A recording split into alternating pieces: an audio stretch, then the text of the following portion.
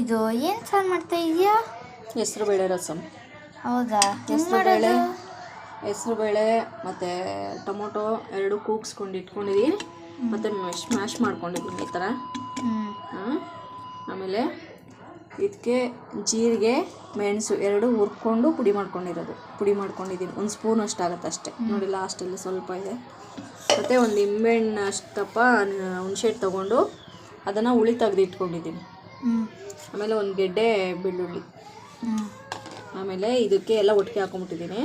ಒಣಮೆಣ್ಸಿಕಾಯಿ ಒಗ್ಗರಣೆಗೆ, ಕರಿಬೇವು ನೋಡಿ, ಸಾಸಿವೆ ಮತ್ತು ಜೀರಿಗೆ ಕಾಣಿಸ್ತಿದೆಯಾ, ಮೂರು ಒಟ್ಟಿಗೆ ಹಾಕ್ಕೊಂಡಿದ್ದೀನಿ 4.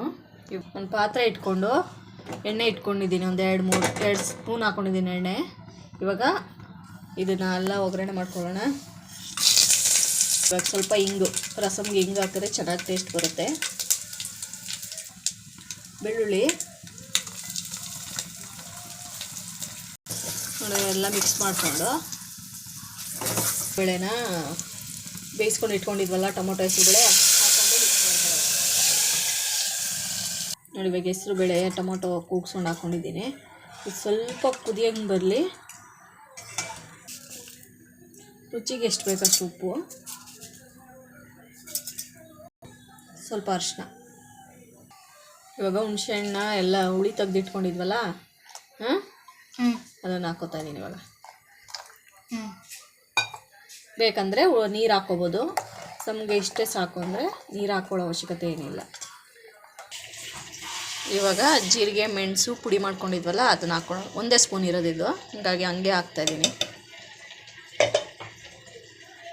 ಇದನ್ನು ಹಾಕೋದೇನಕ್ಕೆ ಅಂದರೆ ಒಳ್ಳೆ ಫ್ಲೇವರ್ ಕೊಡುತ್ತೆ. ಜೀರಿಗೆ ಮೆಣಸು ಎಲ್ಲ ಘಮ ಘಮ ಅಂತ ಇದೆ ನೋಡು ಆಗಲೇ ರಸಮ್.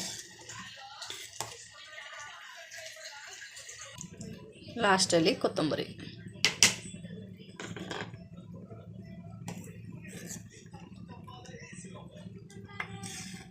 ರಸಮನ್ನು ತಿಂತಾಯಿದ್ರೆ ಎಷ್ಟೇ ಹೆಲ್ದಿಯಾಗಿರುತ್ತೆ ಗೊತ್ತಾ. ಜೀರ್ಣ ಆಗಲ್ಲ, ಮಸಾಲೆ ಸಾಂಬಾರು ತಿಂದರೆ ಅದು ತಿಂದರೆ ಇದು ತಿಂದರೆ ಅಂತಾರೆ. ರಸಮ್ ತಿಂದರೆ ಏನಿಲ್ಲ, ಕರೆಕ್ಟ್ ಟೈಮ್ಗೆ ಹೊಟ್ಟೆ ಹಸಿವಾಗುತ್ತೆ, ಕರೆಕ್ಟ್ ಟೈಮ್ಗೆ ಇನ್ನೂ ತಿನ್ನೋಣ ಅನಿಸುತ್ತೆ.